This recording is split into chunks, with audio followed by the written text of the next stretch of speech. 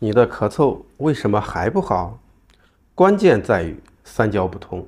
今天贾医生就来教你一招，打通三焦，再厉害的咳嗽都不用怕了。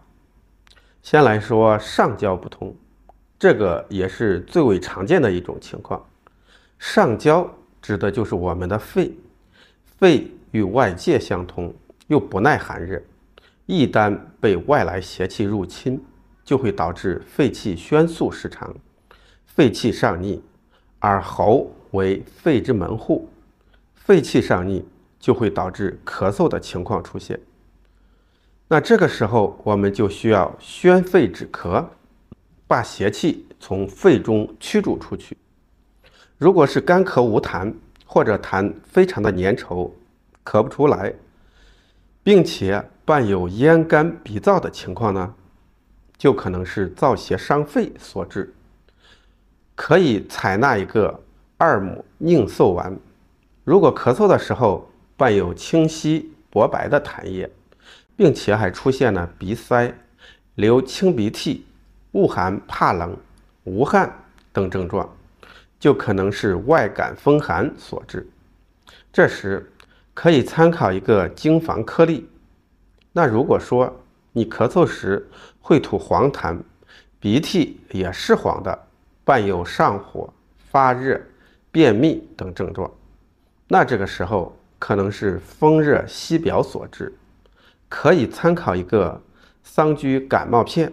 然后再来说中焦不通。中焦指的就是我们的脾胃，脾在五行属土，肺属金，脾土能生肺金。那反过来，如果脾这个母脏虚弱的话，就无力供养肺这个子脏，同样也会导致肺气宣肃失常。那脾容易出现什么问题呢？一个是湿气，一个是积食。湿气和积食不但会阻碍脾胃的气机升降，时间一长还会郁而化热，这个热邪也会影响肺气的宣肃。那这个时候呢，我们可以参考一个枳实导滞丸来清热化湿，调和脾胃。脾胃的气机恢复了之后呢，肺气也就畅通了。最后来说下焦不通，这个下焦指的主要是我们的大肠，这也是很多人都会忽略的点。为什么大肠不通也会导致咳嗽呢？一方面是因为肺和大肠是互为表里的关系，气血会相互影响，大肠不通也会导致肺气不畅。另一方面呢，大肠是排泄废弃物的通道，如果大肠堵住了，这些废弃物堆积在体内，也会郁而化热，影响其他脏腑的气机。那这个时候呢，我们可以参考一个麻仁丸来运肠通便，大肠气机通畅了，肺气就恢复正常了。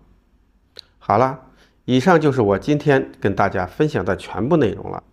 不过涉及到用药的部分呢，建议大家还是要在专业医生的指导下参考使用，切勿随意乱用。感谢大家的观看，我们下期再见。